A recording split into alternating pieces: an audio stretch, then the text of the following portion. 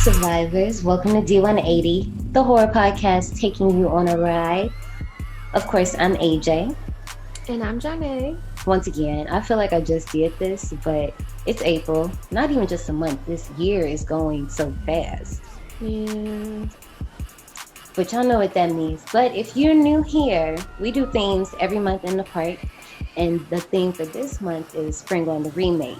We've chosen 5 remakes to discuss this month, but before we start, I gotta address the elephant in the room. I know y'all seeing this new artwork on y'all screens right now. Do you like it? I like it. It's cute. So our new artwork was done by 14, and thank you. We love it. Now I ain't gonna start because I just got ideas for when we like go into different months, and maybe our skull can have like he can have his own little theme vibe too. Maybe he can have like a little Santa hat when it's like Christmas or whatever. I don't know. We're keeping you on retainer 14. Basically, but if y'all want to hit up his artwork because he does some bomb artwork, I'm gonna link his stuff down in the show notes as we always do. So like I said before, Spring on the Remake, we talking remakes, but before we get there, y'all know I gotta drop some background first. So like I said, we're talking remakes this month, and all of the movies we picked from this month are all from the 2000s. That wasn't on purpose. We had other options, but it is what it is. However, that's not when the remake trend started, but it is when it got real OC. You agree with that? Yeah, it definitely has gotten out of control. I mean, one of the movies we'll be talking about later on this month is a remake of the remake. Like, while it's true that the 2000s had the most remakes of any decade, like, first of all, rewind. Do you know, because I did some real deep research for this episode, do you know 19 remakes came out in 2005? 19. 19. I got the link too. I'm gonna put it down below so y'all can see that too. But anyway, that is excessive.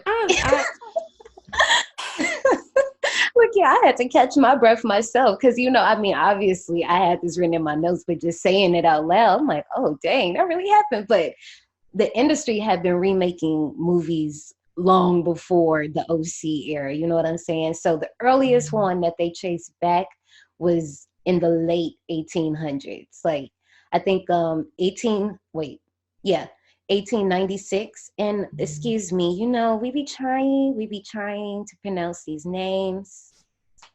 I'm sure this is Jorge, but it's not spelled like Jorge. It's spelled George with the S at the end. I'm so sorry, but basically he made this movie, and then a year later, the Lumiere brothers made a silent short film of the same movie. So this has been a thing, you know what I'm saying? But what really pushed the remakes is advances in technology. So check this out. Sound was a major one. So think about, like I just said, that was a silent film, but then we started being able to hear the movies. So they're like, okay, well, dang, my film was a silent film, so I want people to hear what we were saying. So now we gotta, throw the sound on here. But here was the problem.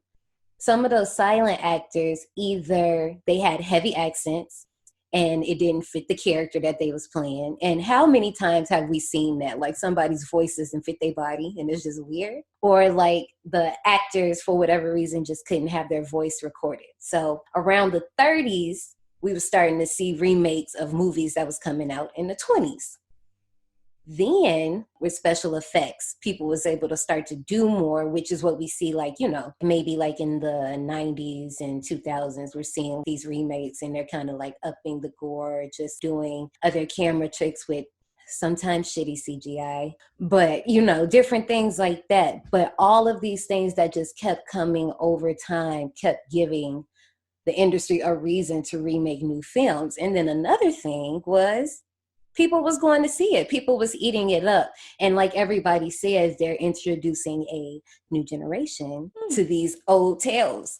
And I mean, it's true, but at the same time. I mean, like nowadays, everything's on demand and digital.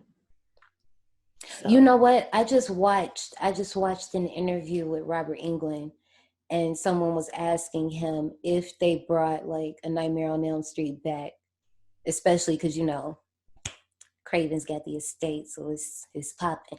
But what does he think they should do with Freddie?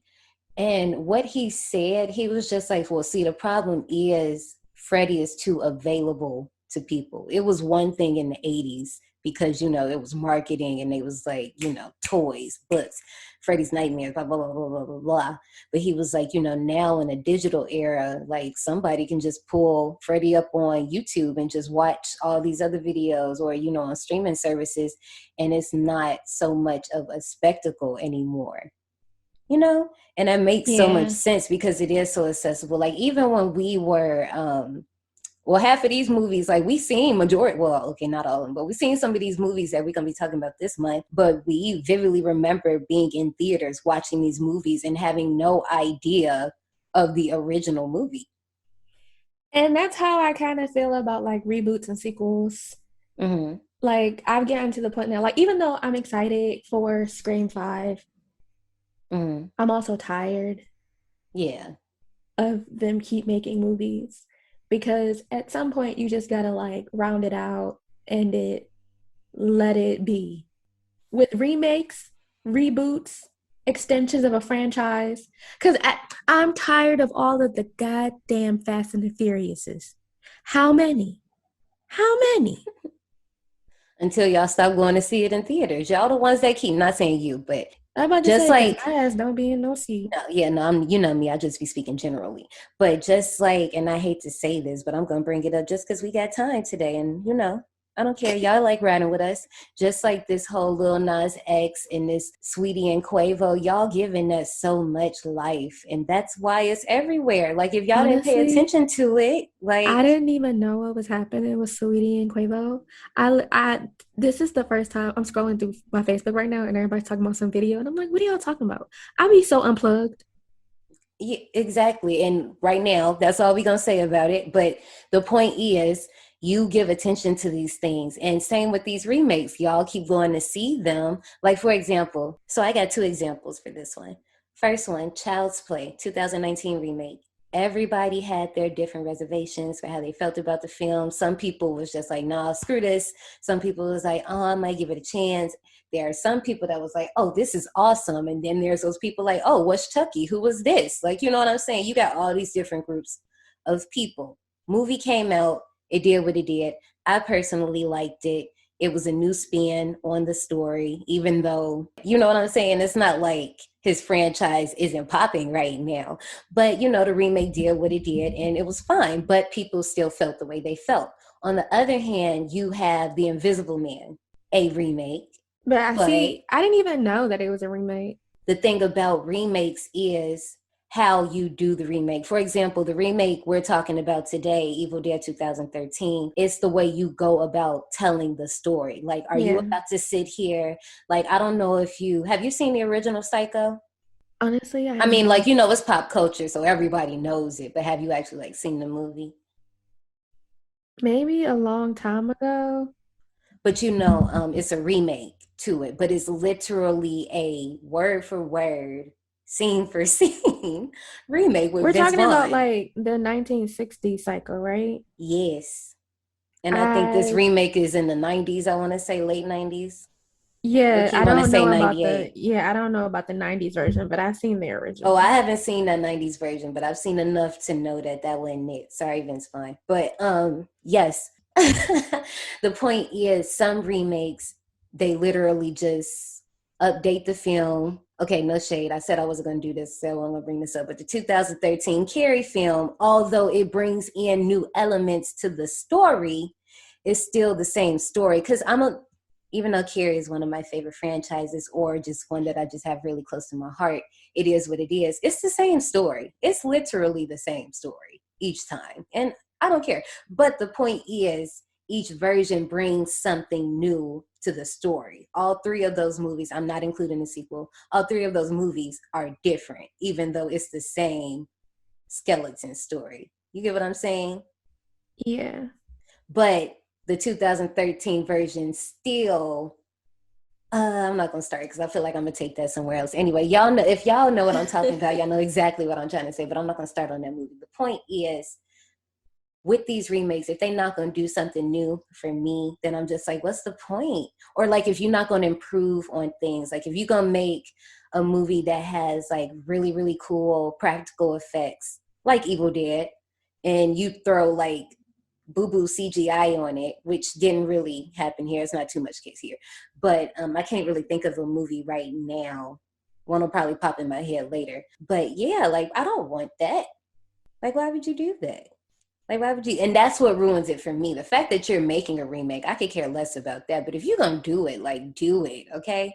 Like, if they remade Mikey and they just watered down that, like, none of the stuff he did in the original movie was as heightened as it was in that original movie, I would be upset. I'd be like, well, why did y'all do this then? If y'all wasn't going to let him push his sister in the pool.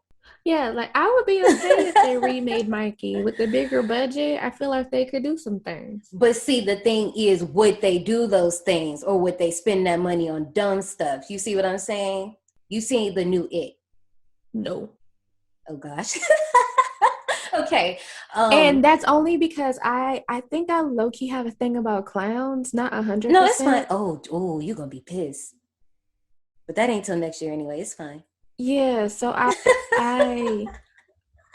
like I'm not, you know I'm how some sorry. people are like really, really scared of clowns? Mm-hmm. I'm not that scared, but when that whole fiasco was happening, when there was a whole bunch of clowns running around, Yeah. I wasn't here for it. And also, I don't like the idea of people living in drains and like being in sewer systems.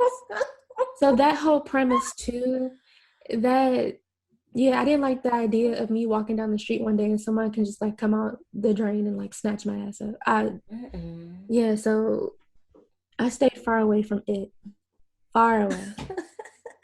Well, I'm not going to spoil it or anything, but what I will say is, the first movie, everybody was like, this is awesome.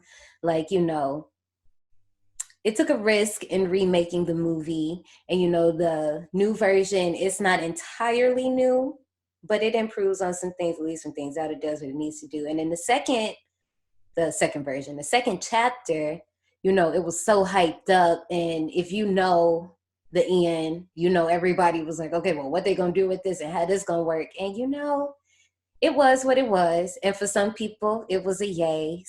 For some people, it's gonna be a nay. But the point is, they be taking risk with these remakes, okay? You can either retell the story or you can give us like a brand new look on the story.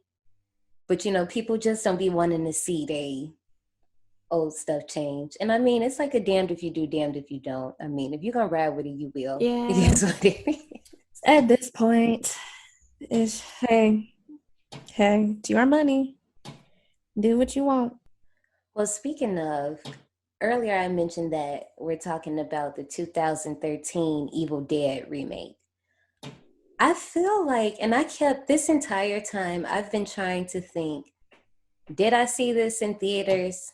Or did I just see this on a really big TV? But I feel like I saw this in theaters for some reason.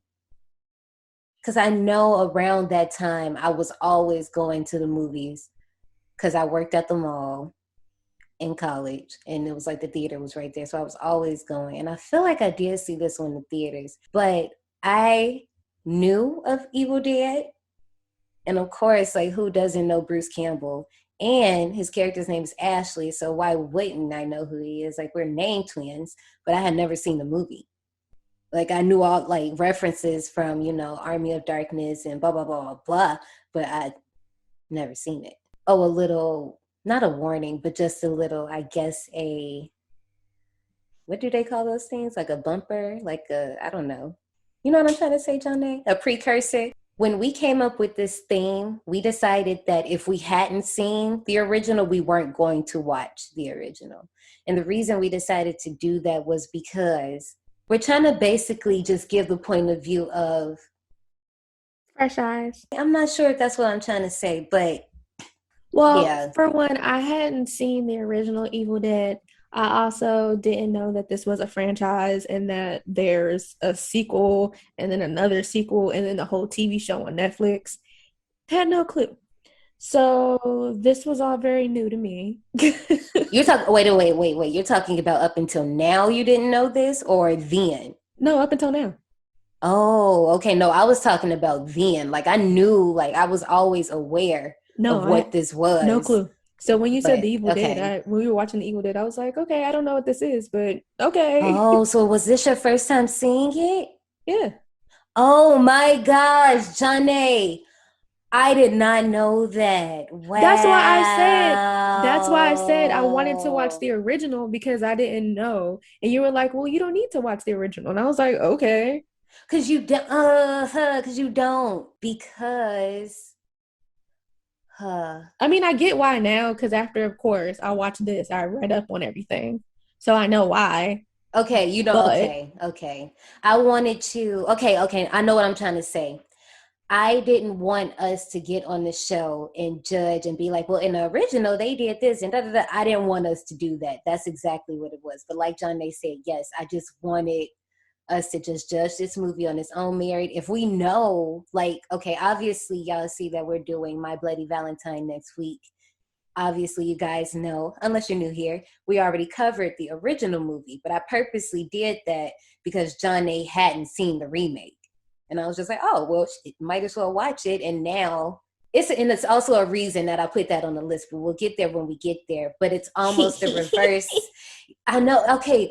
It's like, guys, if you know what I'm trying to say, and it probably won't make sense until the next episode, what I'm trying to do to Janae for the next episode is the opposite of what I'm trying to do to her for this episode, because I've seen the original Evil Dead, so I know the differences and I know the similarities. She has not, and I didn't realize she hadn't seen the remake even. I didn't realize she hadn't seen none of those.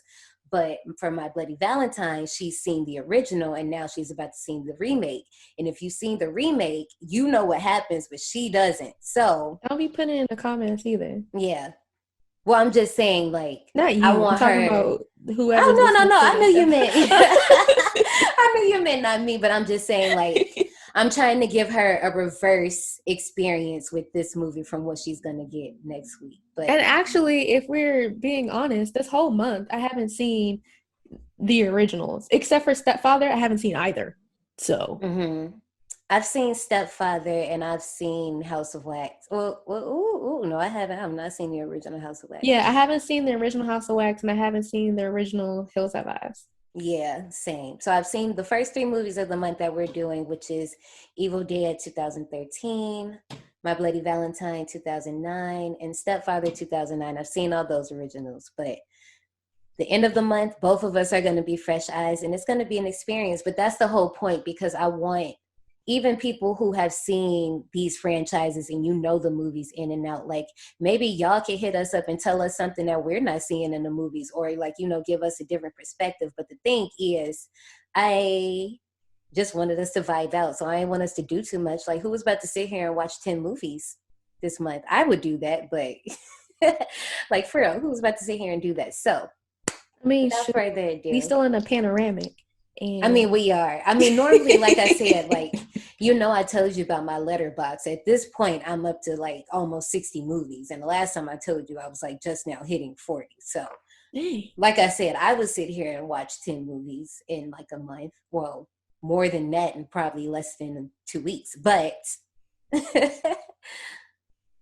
we didn't need to do all that. So, this is directed by Fede Alvarez, who, Johnny, have you seen the movie Don't Breathe? Nope. Ooh, I have to find a way to put that in a theme somewhere this year because you need to see this. Um, he also directed that movie, but this is produced by Robert Tappert, Sam Raimi, and Bruce Campbell. So basically, all the original people who were involved with the original movie. Screenplay was done by Fede and Rodo. I don't know how to pronounce his last name, but I'm going to say Saegues. This is based on the original The Evil Dead, and this is just Evil Dead. It's starring Jane Levy, who is also in Don't Breathe, Shiloh Fernandez, Lou Taylor Pucci, who plays Benji in You. Did you know that? Benji. Who was Benji? Benji, okay, season 1. Benji is the boyfriend. Oh, wait a minute. Gosh. Okay, spoilers for you if you haven't seen it or you don't know if you want to get into it, which you should, because it's a dope show. And y'all know I don't watch TV or shows too often. So if I say it's good, it's good. Yeah, I love that Skip show. forward like skip forward like a minute, maybe. Okay, so 1, 2, 3. I'm saying it. So Benji was like the boyfriend that damn, who was the bitch in the first season? Uh Not Love, that's second season. I know who Well you're talking anyway, about. He was the that he locked in asshole the cube. boyfriend. Yeah, yeah. Yeah, yeah, Oh, yeah. Him.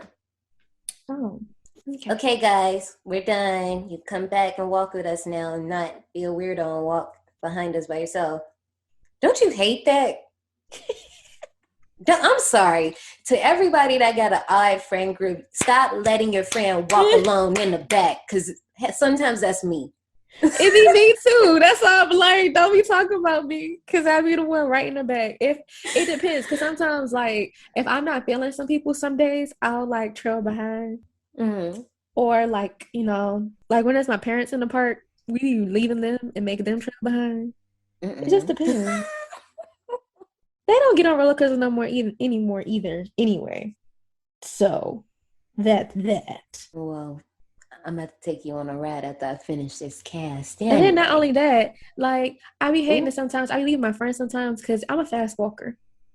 You I really are. No, no, no, no, no, no, no, no, no. You really are. And I don't know if you checked, but I got short legs, honey, and I'm gonna need you to slow it down. honestly, it's because I've lived in this city my whole life.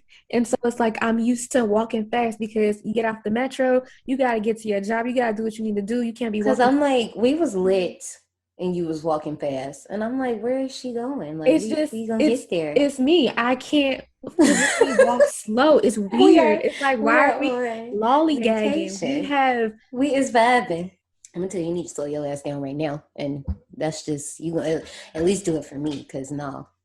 Well, anyway, we got Jessica Lewis and Elizabeth Blackmore, and I'm just gonna stop right there. I know I didn't like say who played who, but it's fine. You've seen the movie. You guys are fine. So without further ado, we can low key bounce out to the queue line. You ready, girl? yes. Hey, come on, let's roll. Howdy, survivors. Please keep your tips and limbs inside the vehicle and remain seated at all times. Hang on to your personal belongings, especially your minds and spines. 'Cause this here's a wild ride. Miss Janae, I have a game for you. A pretty interesting one. No, it's actually pretty interesting, and I feel like you would do good at this one. Because see, at first, what I was going to do, and I might do this later. Hint, hint. So just might want to do some reading, some YouTube video searching, or whatever. At first, we were going to do a quiz about movies that have remakes, but just tuck that in your back pocket. I was gonna Yeah, I be knew. a shit out of luck. I was like, you know what? I'm not gonna do my girl dirty this week because we sisters and we look out for each other. So what I did was I found a little quiz called "Which actor do you think of when you see these roles?" And I feel like this is gonna be a fun one for you, so you can relax because it's not gonna take that much, hopefully. And let's start. So what's gonna happen is I'm going to say a movie character or maybe a character from a show. I'm gonna say a character, and you tell me what name you associate or what actor you associate with that character. Make sense? Ready? Yeah. Willy Wonka. Johnny Depp. Ooh, you started with violence. What? I like him. Okay, I only laughed because Gene Wilder I know, hates but the remake, and that shit's funny. But I just really did. I was really curious which way you were gonna pick. I'm not judging you at all, but it was you know just why? funny. Because his teeth in that movie, they Well, bothered me. I know somebody in that movie that would not appreciate that comment. Who? Johnny His Depp? daddy. Oh. His daddy worked hard on them teeth. Okay. Girl, them teeth bothered me. They Sabrina Spellman. Melissa Joan Hart. Oh, yes, because girl, if you said the new one, I was gonna be like, all right, meeting over. No, Show's she got over. on my nerves. Like No, she to really be fair, I annoyed haven't the even shit out seen of the me. remake, or whatever it's called, reboot, whoever the hell. I haven't seen it. So but it's like, have you heard of Riverdale on the CW? I've heard of it, but of course, ain't seen it. So Riverdale is like a dark version of the Archie comics. So this Sabrina is like a dark version of Sabrina. It's kind of like Riverdale, but like a million times worse. Okay, I heard something about it being darker, but I just figured, It's how when really they good. when they recreate stuff and they put it on certain streaming services, you already know you're gonna get a little something, something. It's really good. The only downside is like it's one of them shows where you hate the main character because she's so fucking stupid, but you like everybody else. Oh, wait a minute. That's like, okay, you know what show was kind of like that, but I kind of was in and out with every single character on that show for real, for real. You remember that Secret Life of a Teenager? Yeah. Secret Life of American Teenager, something like that? I hated that girl, pregnant girl. She got on my Oh nerves. my gosh. But it was like sometimes I was on her side and then sometimes I hated Ricky and then sometimes, oh my gosh, that show was just so much. Mystique. Mystique. You know, I don't know any of the actors who played Mystique. What? Yeah. You don't at least know the one? Girl, I wasn't an X-Men person. I mean, I wasn't either, but you just knew. No, I don't know who played Mystique. Carmen Electra? Girl, I don't know. Okay, the choices that they have is Rebecca Roman, and I might have pronounced the last name wrong, Carmen Electra, and then Jennifer Lawrence, and who cares about her? But I thought you would have. She played Mystique? Unfortunately. You know what? Let me not do that because I really don't even know how she did in that movie, but that might be telling us something. So anyway, next person is Batman. George Clooney. Yeah, that's cool. It's not a choice, but that's fine. It's not? Well, okay, put it this way. They only, because of the screen, I guess, they only picked like the top three, I guess. Or however they did this, but Christian Bale, Val Kilmer, and Ben Affleck. But I mean, you could, George Clooney, that's fine. Like, that's who you identify with that character. I couldn't remember anyone else's name. Until you just said Christian Bale, and I was like, oh, okay. I couldn't remember anyone else's name. George Clooney was the first one that came. That's who I normally think of first. Now I see Ben Affleck, and I'll just be like, what the fuck is this? But yeah. So I would really go with Christian Bale because I liked the ones when he was with all the mothers. Yeah, same. So now I'll go with Christian Bale, but George Clooney was the first name that came to my mind. Yeah. This next one is going to be a no-brainer for you. Spider-Man. Oh, my boo. What's his name? I can't even think of his name now. Oh, hell no. I can't even think of his name. I really just threw you an alley-oop and you just fumbled that shit. I can't think of his name right now. Dang. See if I ever alley-oop you anything else. What is his name? Come on, man. I can't think of his name right now. Well, I'll just name the other ones that I'm pretty sure it's not. It's not Tom. And it's not that dude Alexander. Andrew? Oh. I knew it started with an A. It's Andrew Garfield, Tom Holland, and Tobey Maguire. There we go, Tobey Maguire. I could not remember his name, but I see his face. I always say, even though I'm fond of Tom Holland. And shout out to Sam for Spider-Man 3. Even though people hated it, I loved it. I'm sorry they shitted on you, Sam.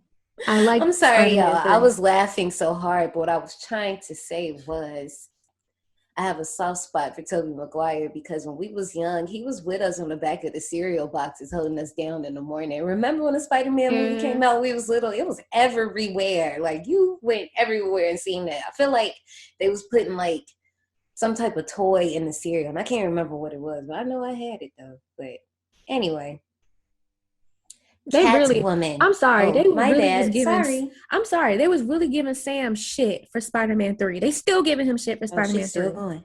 Because y'all some haters. Sorry. They bad. They sorry. I think. You need them to walk in the back for a little bit. Catwoman, Halle Berry. Okay. Yep, that's work. That works. Okay. I'm mad. Ooh, I like this one. James Bond. Pierce Brosnan.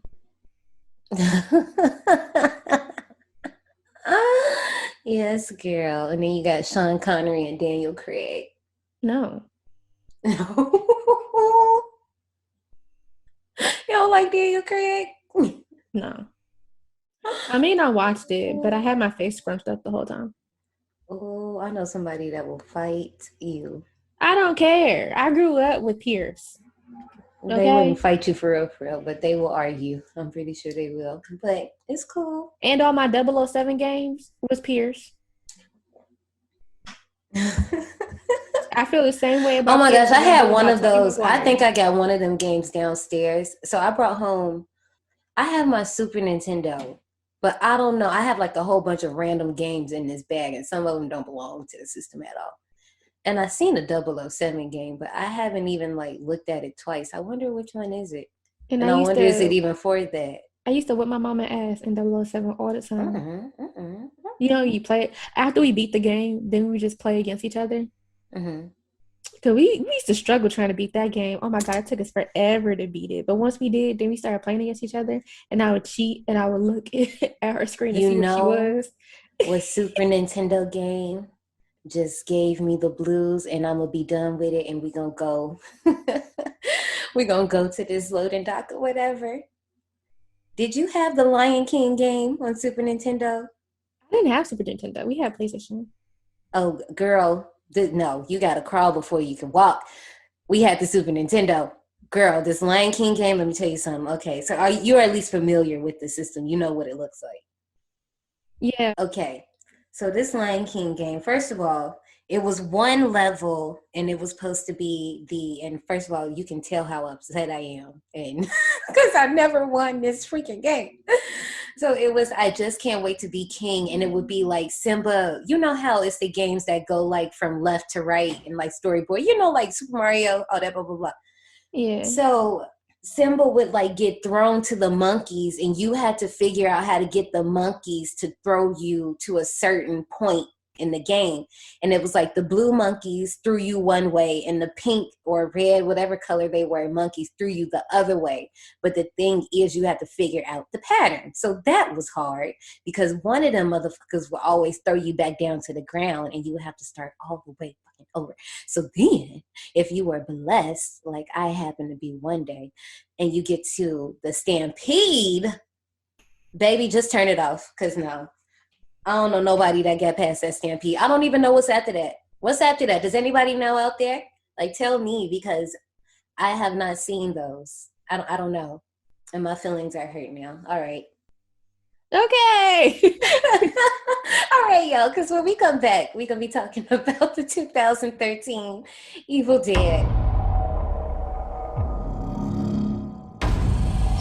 Mom would have hated seeing the cabin like this. Oh, is that blood? What is this? You shouldn't have touched anything from that basement. Kunda. Strata. Montose. Kanda. You are all going to die tonight. I read a passage from that book. I released some evil.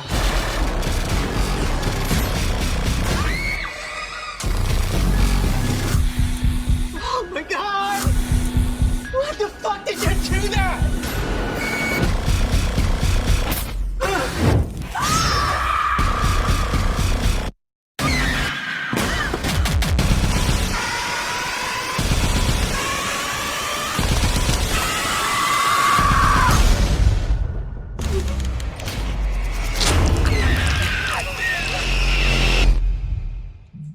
And you know what? I'm not done. And another thing, Oh those my God. creators of the game said that they purposely made it hard so kids would play it longer, so they wouldn't just burn through the game and be done with it. Well, you know what? You did it. Anyway, this trailer. Okay, I'm for real now. This trailer, now once again, I had not seen the original Evil Dead. I was familiar with some things that was going on with it, but you know, I wasn't all up in it. And when I seen it, I was like, oh, okay, I want to see this. This looks scary. Okay, they're demons. They want to feast on souls. All right. Did it give away too much? I don't know. I think it was just pretty gory, but I don't think it like, you know, that was it. It was just really, really gory. And it wasn't like it showed everything, because when you actually watch it play out in the movie, it's a whole different story. Which version did you watch? Of the trailer? No, of the movie. Uncut. Okay. Which one did you watch? Same. Girl. And it's almost like, because I've seen the quote unquote regular version, and it's really not that different. It's just like, oh, well, one Attention second. survivors, from this point on, spoilers will be dropped. If you'd like to skip to the queue line, please refer to the timestamps below. See you on the other side. Okay, now that that's over, the only difference is they just kind of like hold on some of the gore a little bit longer. Like that one scene when homegirl chop off her arm and it hang by a string. Or or when Eric be getting fucked up and like they like bandaging his wounds and it's just like splitting out blood. Like, yeah. So okay. I'm glad you watched the uncut version, so you won't have well, I mean, that was cool. On My Bloody Valentine, you had a whole different experience, and you were so shocked when I was telling you what happened.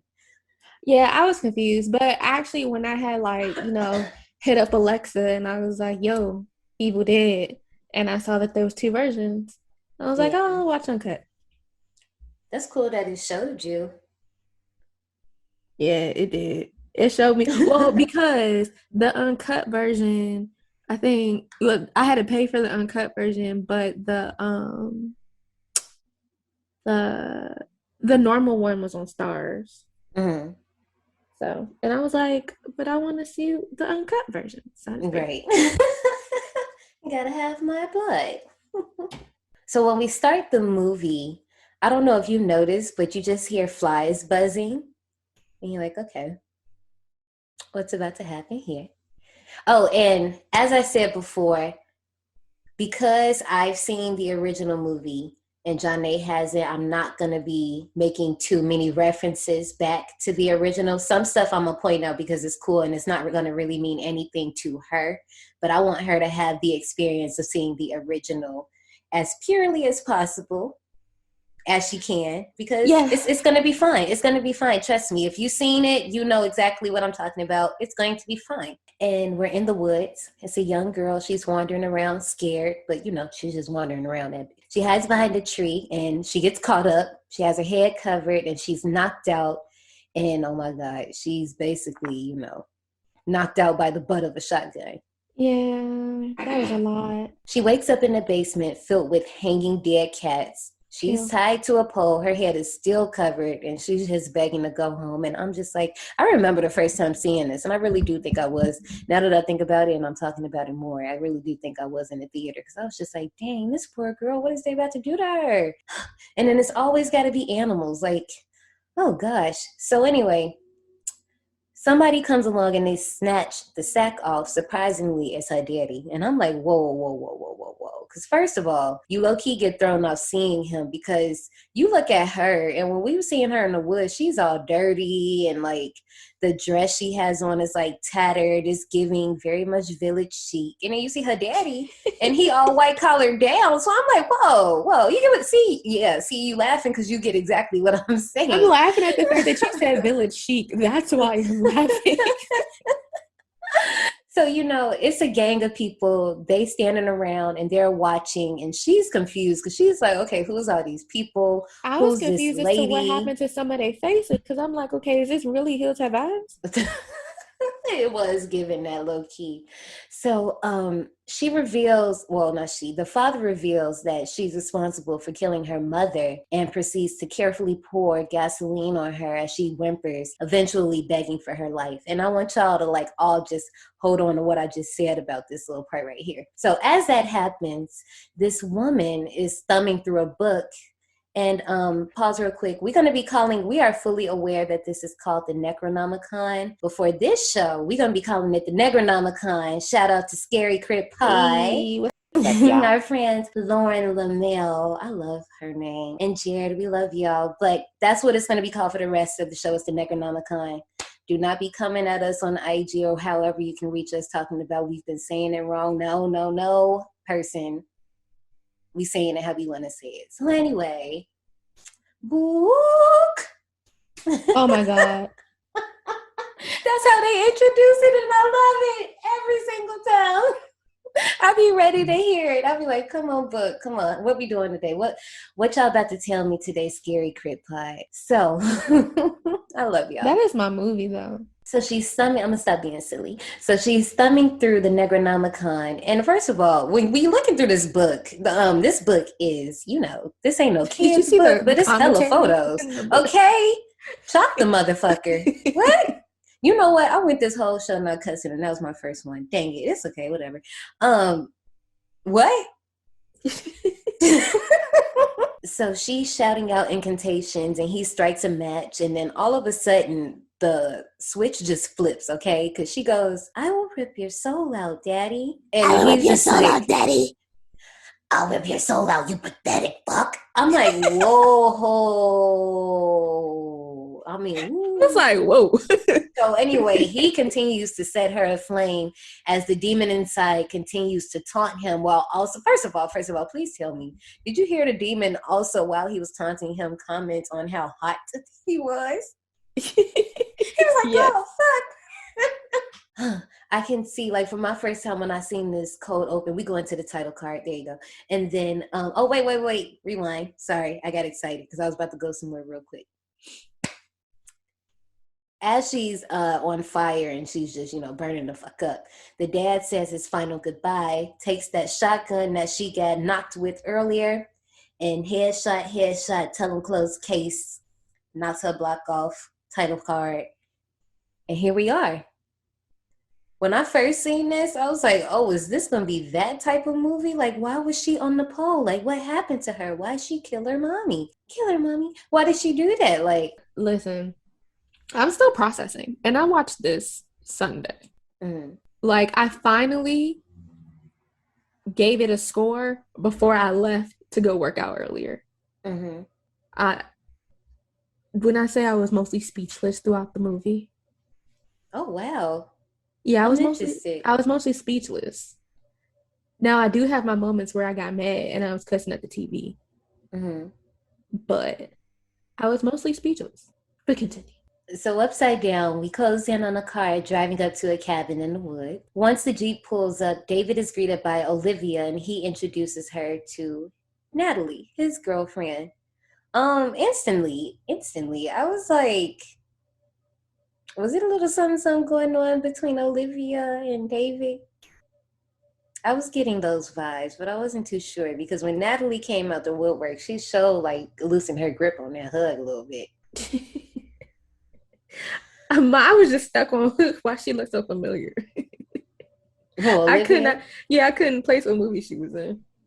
She might have been in something. I didn't really go too far into it. But we find out that she's a nurse. Interrupting the ceremony is Eric, a high school teacher who's being very passive-aggressive towards David for being late. But it turns out the root of it is really things are off because David dipped out on everybody when the going got tough or whatever. Around back, we meet Mia, who's sitting on Ash's car, Sam Raimi's famous Delta 88. And if you don't know what that car is, it's in every single movie, dang near, that Sam Raimi has done. Even, Johnny, have you seen Drag Me to Hell? Probably not. It's in that movie too. So she's drawing a cabin when David greets her, and we find out they're siblings, and this is their mom's old cabin, and that the dog's name is Grandpa. I just want to know, why y'all name your dog Grandpa? That bothered I think me. that's cute. No. I thought that was so cute. That bothered me. It really did. A little old puppy. Little grandpa. And he probably sometimes when we just actually call somebody you being a grandma, you being a grandpa, like babies when they move slow, okay, little grandma. But maybe the dog walks slow, and that was a little quirk about him. I thought it was cute. I'm making up a little backstory for this dog. Anyway, David, performing a magic trick, pulls a buckthorn tree necklace from behind Mia's ear and is said to make her will stronger despite him not believing in it. He knows she does, and that's what matters. And that's a good job, big brother. Whatever it takes. With that, Mia makes him promise that he'll be there for her no matter what, and he crosses his heart on the wrong side. I didn't even notice that. Yeah, it was, yeah. I wasn't, I really I didn't notice that. Yeah, it was on his right. And because at first it threw me off. But see, I know what my height is because I'm left-handed. So that's easy for me to remember. It's right there. So when he did it on the other side, I was like, And then I was thinking, like, the camera can't be flipped because when Mia was sitting there, we could read her shirt saying Michigan State, which is, if you know, you know. But, when he was sitting there, I was trying to look at his shirt to see if, like, there was writing on it, to see, like, if it was backwards, because that would explain it. But that wouldn't make sense for them to flip it if she was just sitting right there. Surrounded by her brother and her friend, Mia swears off heroin, pouring her final stash down the well. She's quitting cold turkey. This movie is so glossy. Like 2000, this whole, like the early tens movies were so glossy. Like somebody just like rubbed Vaseline like on the screen. Like why would we like this then? No, I never really paid attention to it. Like it's okay, even like just 2000s movies, like pay attention to all the movies we watched this month. They all have kind of like the same overall dark CW toned aesthetic. It's pretty weird. I mean, it's not even weird, but I mean, I guess like every decade has like its style, but that's definitely that style. Do we even have a style right now? I mean, I feel like for this decade, the tour was, oh my God, that's so crazy that we live in the 20s. Yeah, girl. What happened in the 10s? That freaks me out. I don't know. I mean, just like we said earlier, our conversation about technology advancing and stuff, and that having to do with the way things come out and blah, blah, blah, blah, blah. I don't know. I have to like think about all the movies we've seen, because what I think is starting to happen now is that we have a certain look, but people's styles are so different that those looks vary. Does that make sense? Get Out in Hereditary. I haven't seen Hereditary, so. Oh, okay, well, I wasn't going to spoil it, but Oh. they could look kind of similar, but they don't look similar at all. And like Midsommar, like that's the same director as Hereditary, but they look like two completely, you could tell the same person did it, but it's literally, no pun intended, day and night.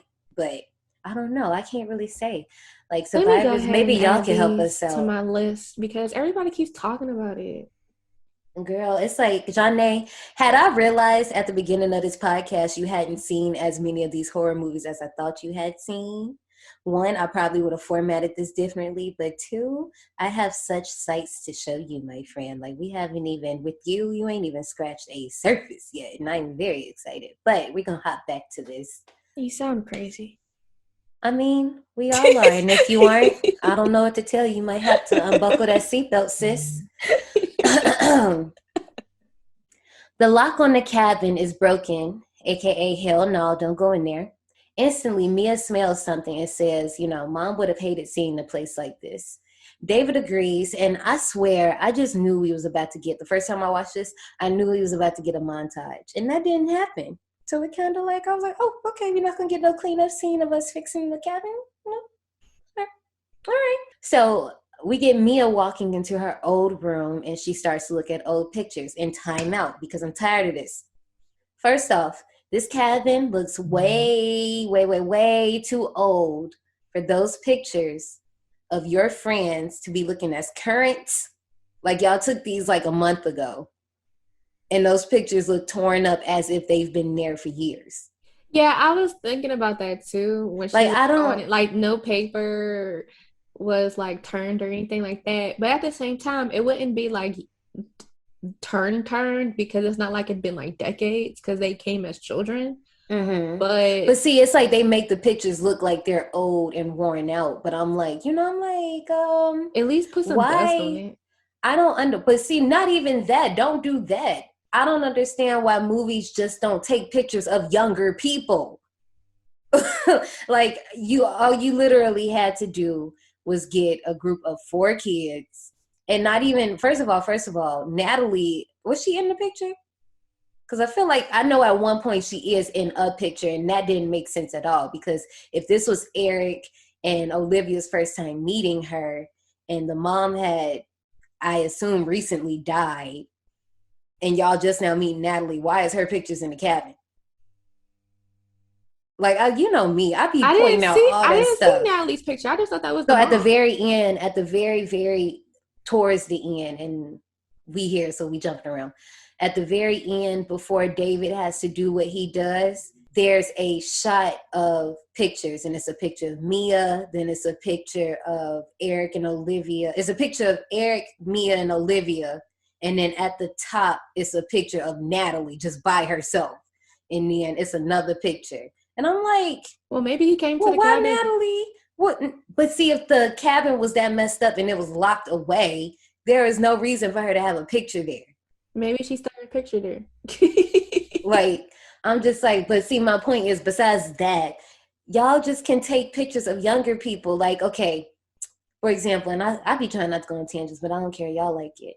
So many movies do this, like A Nightmare on Elm Street 4, Dream Master. You probably haven't seen that movie, it's fine. But it's cool that they do that because those kids are actually in high school. So, of course, you would have a ton of photos of you and your friends in high school. But like movies like Final Destination 2, for example, that scene where Claire is in the ward in the white room, there's a picture of all of them like they chummy. And if I remember correctly, and you know I do, based off the outfits, that's the day that Terry Chaney got smacked up by that bus, right? And if I recall correctly, y'all was all beefing that day. So when did y'all take that picture? Because you sure like take it after she got smacked. No, what PA put that picture of? You was not thinking, like, why did you do that? Okay, well, anyway, I'm gonna get back to the story. Mia brings up it. Girl, because I really don't remember Final Destination 2. I know I watched it, but it's been so long. Not you saying that on the podcast, though. No, I'm just playing. Girl, Mia brings out. That's literally my life. I mean, if you haven't listened, it's an episode where Johnny literally says she's here so she doesn't get fined. I was like, oh. I was taken aback. Mia brings up an old lullaby because, of course, you know, that's going to come back later. David dismisses Mia, and Mia begins to tell him how their mom's last days were. You know, she's talking about, you know, he wasn't there. The last days, the mom was calling Mia David, and she was just letting her do it because she thought she wanted him there. And, you know, that's kind of sad that he didn't have the funds to go out and see her, though. Like, that's kind of rough to deal with. Later, David is using a very loud nail gun, and Olivia tells him that Mia tried to kick this addiction before when they were in Flint to no avail. She couldn't even go past 8 hours. She warns that they might need to be prepared for when she breaks because she won't survive another OD. But then on top of that, he had no idea that she even legally died. Yeah, I was like, you don't even know nothing about your sister. And I'm like, dang, like, I know that happens, but, you know, of course this puts more weight on things. And he came to make amends saying, you know, if she asks me, I'm going to come through for her. Like, if she want to go home, I'm going to take her out. So in a flash, Mia is freaking out over a smell, and everybody thinks it's just, you know, part of the process. She's going cold turkey. And come on, you know her nose knows. You hear me? Grandpa, the dog, agrees, and he's sniffing and clawing at the rug, prompting David to swipe the rug, revealing a door with a bloody drag mark leading right into it. And these motherfuckers open the cellar door. I know it's not. Every time I say cellar door, I think of Donnie Darko. They continue down there, and when they said that it smelled like burnt hair, for some reason, I started smelling burnt hair. You know, I was just like, well, you know, Mia wasn't lying, and now y'all know she's not crazy. And they find a room filled with the hanging dead cats and flies all around. And they also spot the Necronomicon. And then Eric brings the book up. I'm like, dude. He got on my nerves throughout this whole movie. Why did you touch this book? Oh, I'm going to get on him this whole movie. Why did you touch that book? And then also, why don't people bury stuff like that? Mia even tells them that they shouldn't have touched nothing that was in that basement. And she was absolutely right. Valid. Once again, viciously, not once again, but it's just so abrupt, viciously carving into some meat. Natalie and Olivia watch as Mia walk in circles outside in the pouring rain, by the way. Man, that meat was still bleeding. That's their business. I ain't got nothing to do with that. That's disgusting. Meanwhile, voices urge Eric to open the book. Eric, dude, if it's that sealed, leave it. Like, my guy really has wire clippers. Not to mention the book is wrapped in a trash bag. Like, And it's sealed wrapped in in a barbed trash wire. bag. Like, if it's wrapped in With barbed the wire. spikes. Like, come on, dude. Like, huh. He turns the pages through the skin-covered book, and why, okay. Why are you reading these words out loud? It said don't read it. It says, leave this book alone, but he continues.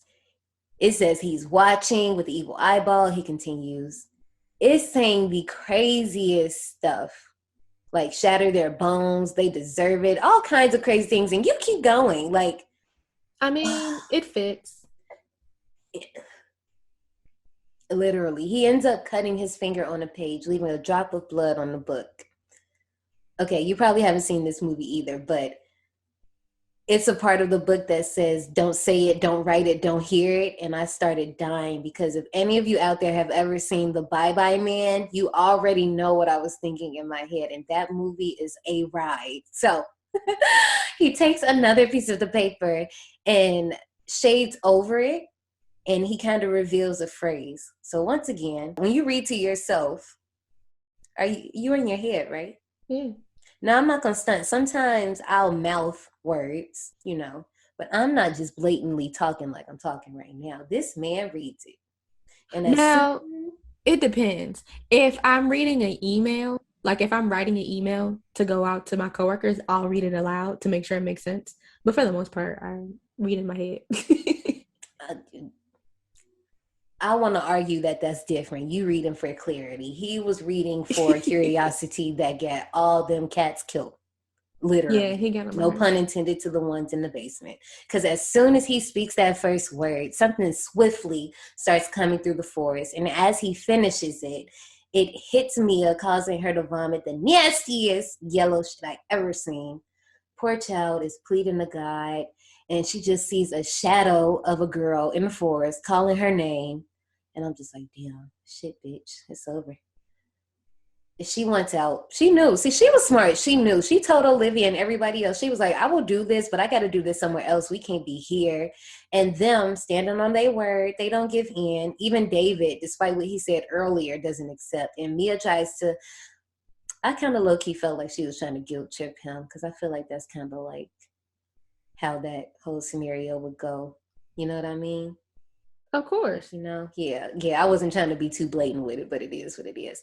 So she even pulled a Rashad and Nunu and snatched her own necklace off, breaking it and storming off. And you know how these situations go. After the spot blow up, there's always that one person that got to check up on somebody. So Eric goes into Mia's room, discovering that she bounced out the window and is pulling out the car that came in. First, stop. If we were supposed to be keeping this girl on lockdown by any means necessary, why don't any of you have the keys on you? I just felt like it should be like low-key some police stuff and you just have it on a super huge key ring around your hip and it just jangles when you walk. Like, no? Okay. So she's driving, she's skirt off, she's having a breakdown. She's just going through it. She's not paying attention to the road. I know that much. But also, it's pouring. She's speeding like it's a sunny day in LA. Sees the girl from the forest in the road and swerves, crashing off-road into a shallow swamp. And this was like a really good way to get a car out of the situation because, there's another one. But I feel like this was a really good way to get one car out. Because, normally they'll just do the car is not working. Yeah. And, it's been done and done and done. But she wakes up disoriented and like a mug, grabs her bag and gets out. But, this ain't over by a long shot. Once she gets herself out the swamp, she hears her brother calling her. Or wait, because now there's another voice. Okay. First, why did I jump at this jump scare? Oh my God. Yes, because she's looking out and we've seen this shot before. And y'all know I love me a good camera shot with some eye games. So she looks behind her when she hears her brother call her name, right? And we look with her. So we see the car that's, trashed. We see the swamp. We don't see nobody. We look back at her. We look back out, and then this thing just rises from the swamp. But see, the thing about it wasn't no music to make you jump. Like, the thing was there the whole time. We just wasn't paying attention to it. And that's kind of what got me. And first of all, the thing is, I jumped both times because I watched this movie twice for the podcast, and I jumped both times. And the second time, obviously, I was aware that this was coming, and I still jumped. I don't know how it happened. But anyway, she runs through the forest, tripping as they do, into a brush of vines. And the vine begins to hold her down by her arms, neck, ankles. She starts gagging. Ooh, Jesus Christ. She sees the girl again, and she realizes that it's her. And this low-key made me think of the beginning scene in the movie Excision, especially when the ghost version starts vomiting up that little spiky long vine thingy thing. And eventually what happens is it makes its way into Mia. And this part is unsettling when Mia starts screaming, but the demon starts screaming too, but the demon's not screaming, but it just looks like the demon's screaming. I really didn't like that scene. Because why does everything get into the vagina? Like, why? Ooh, okay, I'll save it. I will save it. Y'all know exactly what I was going to say. I'll save it. I hate it. They find her and they bring her back to the cabin. Olivia fills them in on Mia telling her what happened, and they all recommend that they get her to a hospital, except Olivia. Olivia is not acting like a person of color, respectfully. Why does she want to stay here so bad? I'm like, sis, I feel like you should be the first person to be like, yeah, maybe we should leave. Like, I know she's a nurse, but still. Like, she even goes as far as saying that she might have thrown herself in the bush trying to get attention to make them take her out of the situation. I didn't like that either. Yeah, I was just like, yeah, we gotta go, sis. David goes to check on Mia, and this was, in my opinion, was a pretty good jump scare because, she's cowering under the bunk bed, and you think that she's about to be looking like messed up or something, like when he goes to see her, but he actually ends up scaring her. So, she's telling him that, they got to get up out of here. Like, this ain't it. There's a presence in here with us. And I just don't understand, like, how he couldn't take her seriously. Like, if somebody told me that and they looked like that, I'm going to believe them. Like, I don't care what you've been on. Literally. She was genuinely scared. They don't believe in nothing that they can't see. Right. And even like right after this happens, she sees her reflection as her demon self. Like, this shit is already here, baby girl. Like, it ain't coming, it's here. Eric is still searching through this goddamn book, examining it like he has a test coming up. Like, I know he's a high school teacher, but this is nothing that was in your curriculum, sir. Like, come on now. David starts cleaning out the basement and stumbles upon a trail of blood leading to the little bush of vines that leads to a hole under the shed. And when he looks under there, Grandpa's under there. And Lord, trigger warning, y'all. So sorry. Animal trigger warning. So skip ahead maybe like 15 seconds. Then killed the damn dog. Or at least that's what we think. Because what happens is we find the dog. Okay, the dog's bloody, the dog's dying, if not dead already. So what happened? We're looking around the shed. We see a bloody hammer. Okay, put 2 and 2 together. Who the fuck would have did this? And we get a clip of Mia, or we don't know if, well, obviously it was Mia. But, oh gosh, poor Grandpa. That's so extreme. And you also have to think that Olivia told David that Mia would go to the extreme to get out of here. But that's very extreme. Yeah. That's your very family extreme. Dog. Okay. He's hot. He demands Mia comes out the shower. And no pun intended, she's inside burning her skin off in the shower. And see, this is why I don't do boiling water. Like, you know how they be talking about that meme? Talking about girls love boiling hot showers? I don't. I actually like my shower really hot. Like, I don't like it like boiling, but I like it really hot. I don't need it to be piercing my soul. Like, it can be okay, but no.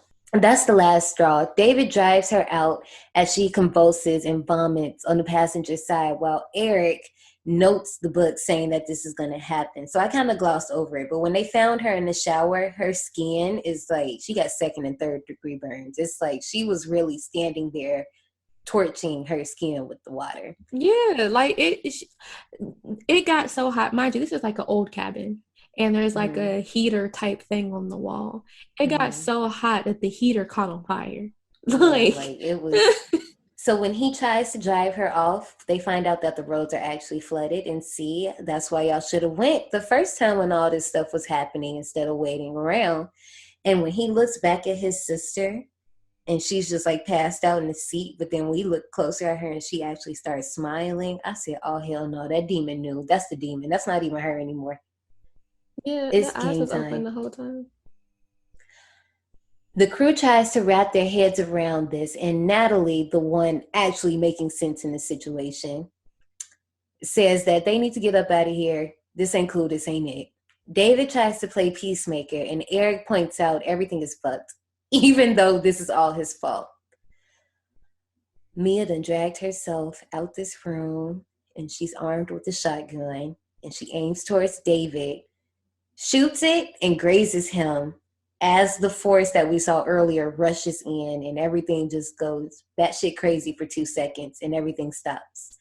And one thing I did like that this movie does, it takes clips from the original movie and plays it into this movie. So it's like, obviously, if you know, you know, but if you don't, it just sounds like some creepy ass voices. And it says, 1 by 1, we will take you. And it's just like, oh shit, here we go. Everything is quiet. And Mia just goes, you're all gonna die tonight, and falls out. Baby, I wouldn't know. Fuck that flood. We would have figured it out. We would have had to just walk across that water. I don't know. It probably would have been dangerous, but we would have had to do something because no, absolutely not. Olivia tries to get the gun, but Mia pins her down and vomits on her. Oh my gosh. Then Olivia flips her ass in the cellar, as she should. Eric closes her inside as Mia bangs around as they decide what they should do. Eric, although it's his fault, is making more sense, saying that this isn't a panic attack. This is that shit, that demon shit. Olivia washes her face and shakingly gets the meds together. It's a medicine cabinet that, you know how, because I got one upstairs and it gets on my nerves. It's always that one messed up hinge that makes the door kind of like swing freely unless you like close it all the way. Like if you open it, it's just going to swing, not just stop. I can't stand it. When it swings, it shows a reflection of her with her face jaggedly slashed ear to ear, and the glass just shatters out of nowhere. As she comes out the bathroom, the book flips to her death and she proceeds to play it out. I remember this death being one that they really hyped up in the trailers. But also I knew that they was going to go after her first. For some reason, I was like, dang. I guess she was the one. Well, see, Natalie was the one making the most sense until she went crazy. But I was like, dang, I kind of figured out the black girl. Not figured out. I kind of figured that black girl might, you know, at least be second. Dang. Nah, you know, sometimes we just always die first. Oh, morning, I'm done. Oh, what was that? I'm just kidding. Eric finds Olivia and slips on her cheek, causing him to, slip and hit his back on the toilet. Olivia, now on top of him with the syringe, stabs him through the glasses just multiple times. He tosses her off, pulls the syringe out from under his eye area, and she starts just dragging herself towards him with a shard of the mirror, and he uses a piece of the toilet to bludgeon her to death. And he is so shook. I mean, he just killed his girlfriend. Poor thing. Because when he was like, she tried to kill me, I was like, ooh, dang. He probably really ain't want to do that, but he ain't had no choice.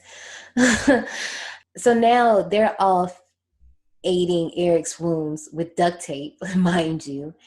And Natalie was like, I think we need to do a little more than this. He's like, he just needs water and sugar. Go. I'm like, what? I think he needs more than that. So Eric fills David in, saying, you know, this is his fault because he read the book. And, you know, first of all, I probably just would have at least pinched him. At least, like, Even though David really had no idea what he really meant by that and what was going on at this point. Like, it was a lot. So Natalie goes and gets the water and sugar, but she's stopped when she hears a crash at the door, then a lock, and then the thunder. It's too much going on. You don't know where to look. And then you find out that it was the cellar door that swung open, and Mia starts calling out to Natalie, and then Natalie gonna call back. And I'm like, what are you calling her for? So Natalie tries to explain to Mia what happened, but of course, once again, she flips the switch and grabs her by the ankle and drags her down there with her. And I'm like, see, like, why did you go over there? Like, mind your business. Mia starts licking on Natalie, who's like just trying to like ward her away with a box cutter. First of all, she wasn't trying hard enough, but I think she also was like not trying to hurt Mia. But girl, The box cutter was on your open. legs. I mean, not even that. If somebody's licking on my legs, I'm kicking. Like, no, baby, no. Like, okay. So, and then also, why my soul gotta be filthy, though? Hey, she might have did some things that we don't know about. Mia takes it and splits her tongue on it. And Mia telling y'all she ain't never scared, okay? They end up getting Natalie out and keep Mia down there, chaining that hoe down, as they should have the first place. And also, I was dead when David looked down there and seen his little sister, and he was like, or not he, she was like, your little sister's being raped in hell. I'm like, oh, wow. These deadites say anything. After all this happens, Eric decides to burn the book. And I'm like, why would you do that? This book was made in hell. Did you really think it was going to burn? Oh, you stupid? Okay. So Eric... he knew he was stupid. He opened it in the first place. Okay, now one thing, like, he was kind of swayed to open it by the voices and all of that. But still, like, first of all, you messed up from bringing it out of the basement. Nobody told you to bring it out the basement. Like, that was the first one. So at that point, when he brought it out the basement, it was already going down at that point. Somebody was going to open. He was just the one that was just the weakest link. So he explains about the entity, saying it's the taker of souls. Once it feeds on 5 souls, the sky will bleed and the abomination will rise from hell. You know what? That's way too much. That's way too much. If they want to help Mia, they're going to have to kill her, according to the book. And of course, David ain't going for that. And he's saying, we could just wait by the river, wait for it to clear, and bounce. And Eric says, we ain't going to live to see that. Like, that's not going to happen. So Natalie's at the sink, right? She's tending to her hand wound because Mia bit her down in the cellar. And she starts squeezing stuff out of it. This movie is just so gory. And it's like it holds on stuff too long. And you're just like, woof. So Natalie's hand wound also reminds me, if any of you out there have seen The Perfection with Logan Browning, and that what happens with her hand. And it also kind of reminds me, if anybody out there has seen urban legend Bloody Mary with the spider bite and the pip, whoosh. Okay. So Mia watches Natalie doing, when Natalie was sitting in the kitchen up against the counter, who I thought about? Who? Justine and Alexia. Oh. I always got to find a way to bring that movie into this show. So what's happening is Natalie knows that she's fucked at this point, and she's contemplating cutting her arm off with that carver that we saw them viciously carving that meat with earlier. And I was cracking up because Mia is down in this cellar like, don't do it, bitch, don't cut it. I'm like, oh my God, she is not taunting her to cut it. It kept making me think of that TikTok audio. Girl, don't do it. I'm not going to do it. I'm just thinking about it.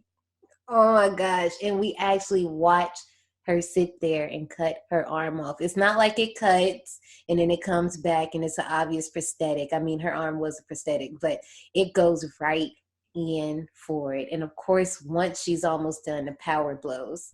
So David and Eric, they come through, they see blood everywhere, and then they see Natalie up against the fridge. And all she does is say, I had to do it. And her arm literally hangs from its last tendon and drops to the floor. And the funny thing about it was that her arm was normal. I'm wondering, okay, never mind. Let me not say that because I'll wait. Mia whole time is cracking up in the cellar. Just cracking up because they up here clowning. They use more duct tape to bandage her arm wound. I'm just like, you gotta know that that's not it. Like, I know that's all you have, but it ain't no bed sheets. Like, nobody got no extra clothes. Like, I don't know. Eric again tells David that he needs to kill his sister. David tries to say because of his mom's mental condition, Mia might have inherited somehow. And first of all, David, how dare you? This is past mental health. Like, you really tried it. Eric, although once again, this is all his fault, is making points by saying that we need to burn this house down. We need to do something right now. There's a shadow lurking in the doorway. Oh my gosh. Janae, you sniffing just made me jump. That's not funny. Sorry. It's a shadow. I can't even get it together. There's a shadow lurking in the doorway, and all of a sudden we just hear shots, and it's Natalie who just pierced the freak out of her face with a nail gun. Like, ooh, child. Eric gets a round of nails in his arm. David gets a few on the leg. Eric is getting effed up throughout this movie, but I also feel like he deserves all of this. This is all his fault. David tackles Natalie and gets the nail gun away from her. And then both of them start pulling nails out of their body. And because they're doing this, she's able to pull a Houdini on their ass, and now they don't know where she at. So David goes for the nail gun, but Natalie beats him with a crowbar. Oh my gosh. This movie is a lot of hand and arm drama going on. And you know how I feel about hand drama. I can't do it. Mia, whole time once again, is cracking up. She's going nuts in this basement. She is a messy little deadite. And then Eric, finally, he started popping them nails off, and Mia turned her head so quick. I'm like, oh, she was tuned in. And Natalie was eating them nails, okay? She just kept walking like, okay, took another one. And mind you, she don't have an arm. She only got one arm. With that arm, she started beating Eric with the crowbar. All of this time, because Eric is getting beat with this crowbar, I'm just like, where's David? It's taking him so long to get this gun. David shoots her arm off, and now she's just armless and leaking.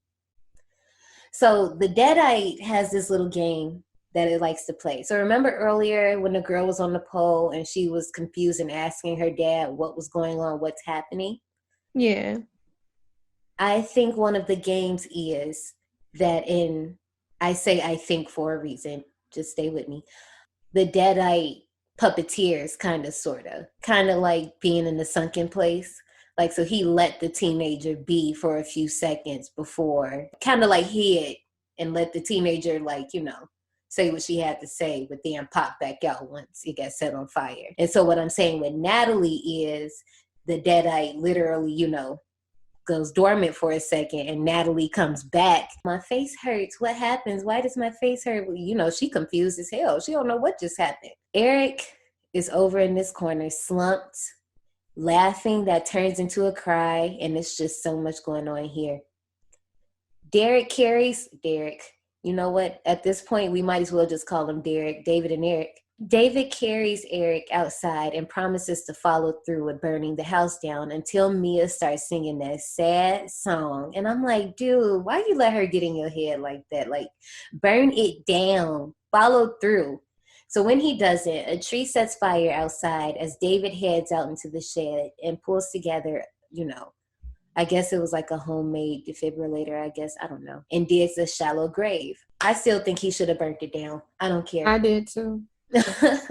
And one thing I do like about this movie is when this part happened, because I haven't seen this movie since, I know I seen it 2 years ago, but even then I wasn't like paying attention.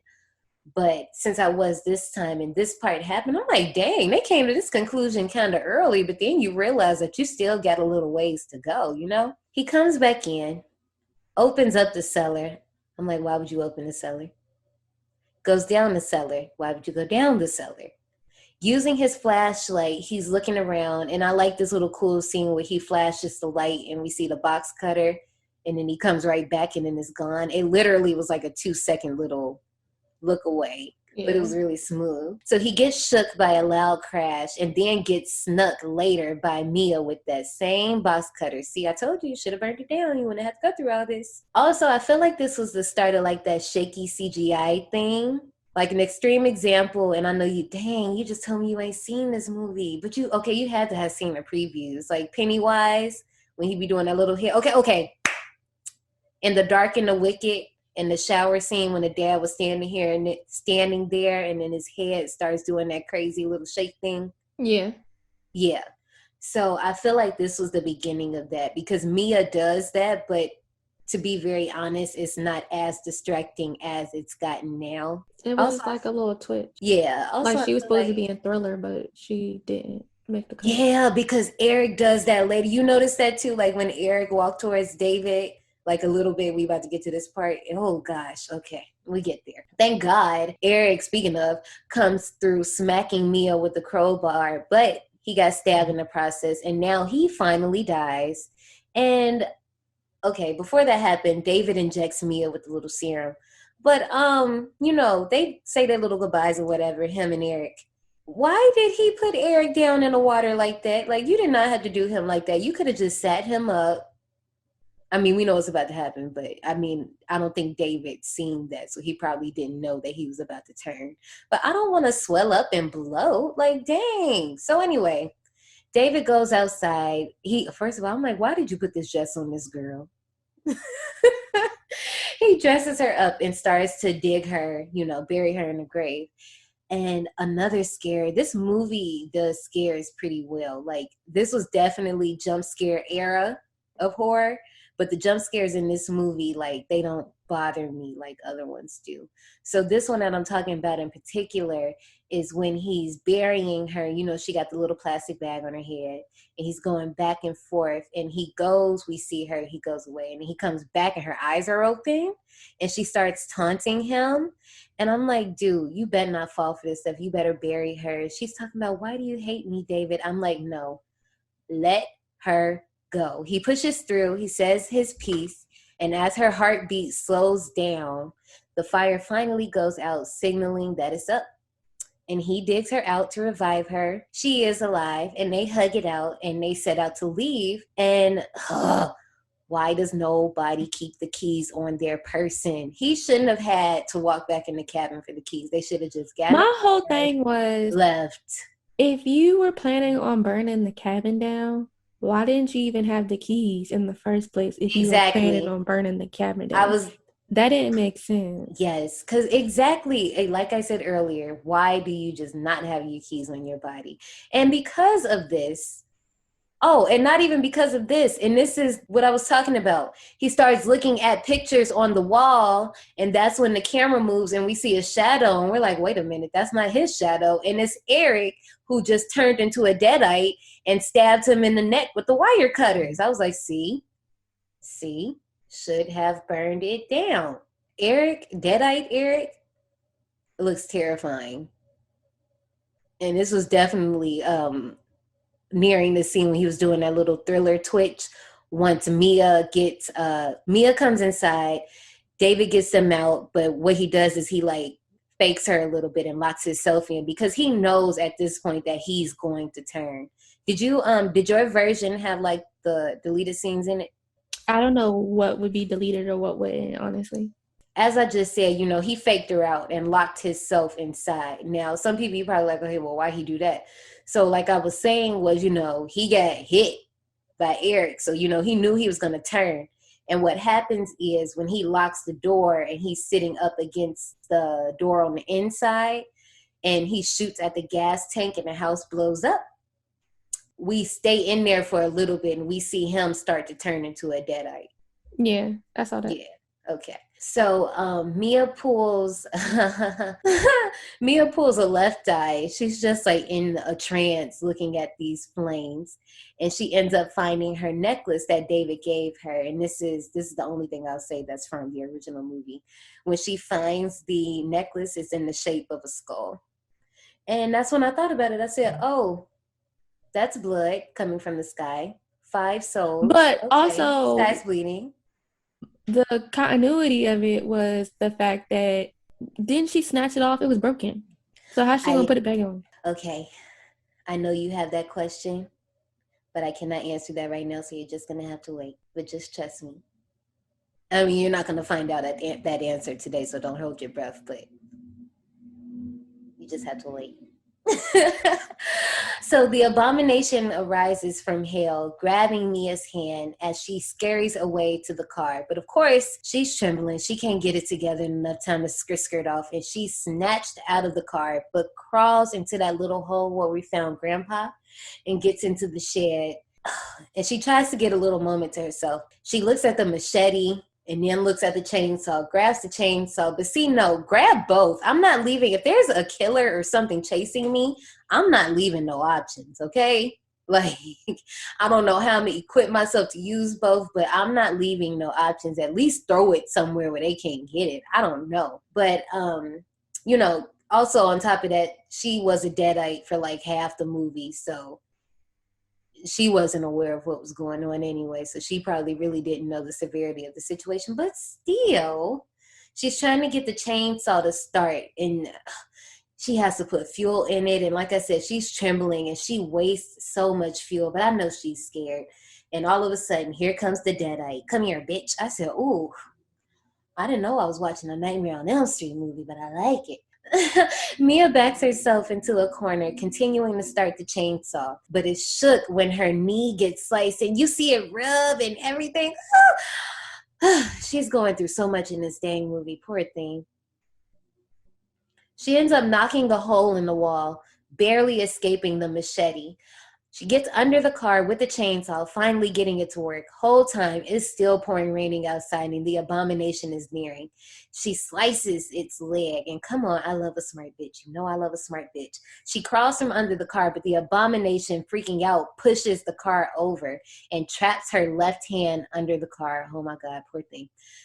The abomination starts crawling around, and see, this is where the abomination messed up calling her a junkie, because you know, use them fighting words. She finds the strength and just straight up rips her arm straight off. We see the whole thing.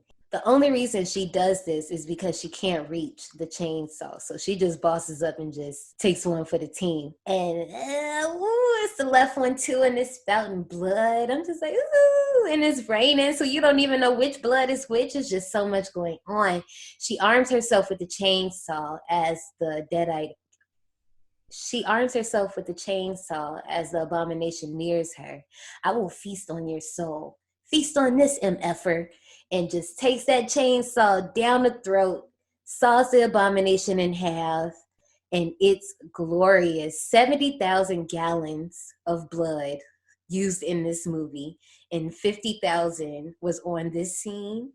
And I feel like every drop was worth it. Like, even like for real, in real life, when they got done with the movie, that whole area where they shot that was stained red for weeks after they got done filming. Ew. Ooh, I love it. I love it. But then the abomination sinks back into hell, still blinking, by the way. And I wrote in my notes, I said, damn, that's a way to kick in the ditch in, because I bet you after that, I ain't touching nothing, okay? The rain stops. Mia grabs her necklace and heads towards the sunrise as the Necronomicon closes itself. And then, did you see the alternate ending? Which was pointless. Yes, but I didn't realize that until today that there was. So then I had to go back and look at it.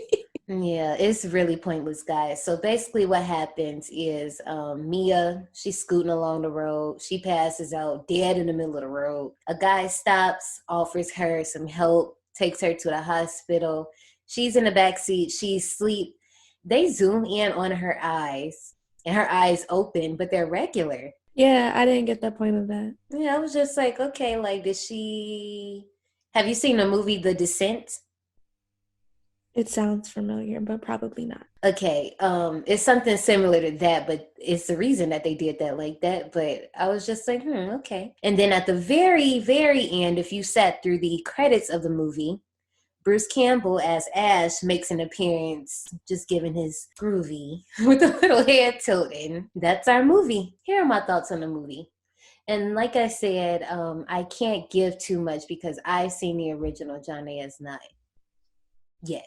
I know they did this for a reason, because when they came up with going forward with the idea of a remake, they were like, okay, well, we're not going to replace Ash's character because it's not going to happen. No, like, not only are we going to piss off people, but we know it's not going to happen. So with that being said, we have David as the Ash character, kind of. I low-key feel like him and Mia's roles should have switched, because it's like Mia becomes the main character in the middle, but I feel like she just should have been the main character the entire time. Like, David still could have been the brother or whatever, but we didn't need to get to know him like we did. I know why they did that, but I don't know. That's just one of my little opinions. Obviously, it's so many callbacks to the original, and if you know what you're looking for, especially if you've seen the entire franchise, like, it's just little things that you just pick out and you just notice. And one of my last comments is that the Deadites they don't look like the ones in the original, and I almost want them to at least have the same eyes as the original Deadites, because I kind of feel like that would have been freakier. And because it's 2013, and I'll say this because it's fine, it's not ruining anything, the contacts in the original movie were so thick that the actors and actresses using them really couldn't see throughout them. So it was really like a pain in the ass wearing those contacts. But now, in 2013, I feel like that could have been figured out an easier way. I'll hold my rating for a second. What you think? So I liked the movie, but at the end, I was still kind of confused a little bit. Like, I feel like I needed to see their original and the subsequent sequels because I felt like I was missing something. What did you feel like you were missing? I don't know. I just felt like I was missing something. So this movie got a 6.5 out of 10 on IMDb, a 63% on Rotten Tomatoes, and a 57% on Metacritic. In the box office, the budget was $17 million, and it got $97.5 million back. So they was good. It did what it was supposed to do. What is your rating? I give it a 70. The stupidity of the characters pissed me off sometimes, but it was solid. Gave me a little too much gore, but it was solid. You know, I love me some gore. For me, for this one being my first Evil Dead movie and not having seen the originals, then I thought it was cool. As far as a remake goes, now that I have seen the movies, I actually do appreciate this one. And then they even say that at the same time, this was supposed to be more of like a sequel anyway, but it just ended up being what it was. And who knows in the future what could happen. My rating with this one, I have no idea, because I'm just like, it was cool. It was all right. I mean, and see, it still looks good. I had that same sentiment, which is why I didn't come up with anything until earlier today. But I couldn't like right off the bat like really think of anything, because it was like I liked it, but like I don't know. I was still processing, which is why I gave it a 70. I may change later on, but right now it's a 70. Yeah, no, that's not really my issue. My issue is I'm just thinking like, you know, how do I rate this? Because I mean, it's not a bad remake. It's not a bad, I mean, the story could have been a little bit tighter, but I mean, it doesn't bother me. So yeah, that too. The story bothered me a little bit too. It's a horrible scenario. And then, like I said, like at this point, I've seen the original. Like, I know my rating would have been different had this been 2013 and I had just seen that movie, because I really thought, I was like, oh, this is awesome. I still think it's awesome, but it's like, I think I'm going to go ahead and give it a a 79. It's not bad. Like, it's really not bad. Actually, you know what? I'm lying. I'm gonna go ahead and I'm gonna give it. Yeah, I'm not lying. I'm gonna give it a 79. I don't know. It's all Yeah, right. it had some faults, like as far as why y'all don't keep y'all keys. That don't make sense. And I thought her necklace was broken, but it wasn't like anything that was glaring. Like I hated it. I liked it. Yeah. I mean, that was probably the most awkward rating. Like, I have never because like I said, it's like it wasn't like I was unsure. I just was like, I guess I really never thought about ranking this one. But I mean, it is what it is. You ready to bounce out to the souvenir shop? Yeah, my back hurt. Type of ride is this? I don't know. I might have gotten thrown against the wall like David. My back is killing me. Poor thing. It seems you survived.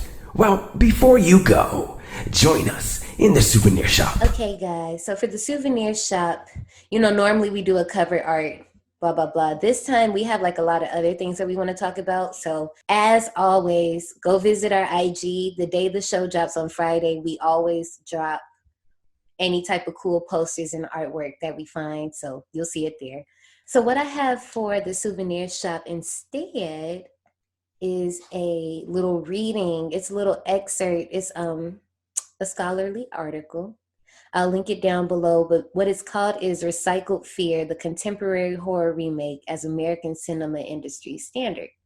And it almost talks about what we talked about earlier, but this is from the lens of saying that, remakes were around, but it really got popular when movies like The Ring came out. And then from there, it goes into different tangents talking about how different movies have lost their value because of remakes. It's a pretty interesting read. And then another one that I have, remember earlier in the show, and I was telling you about that list that has like 19 remakes that came out in 2005.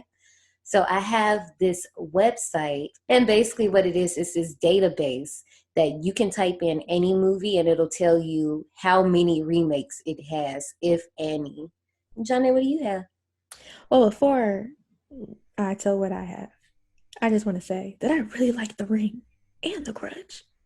Okay. I feel like those are we were teenagers when those came out, so I feel like that's when we was really absorbing those movies. Right. And I used to piss my mom off because I would hide on the steps and it would be dark in the hallway. You know how it's dark in the hallway, but you got your light on in your room?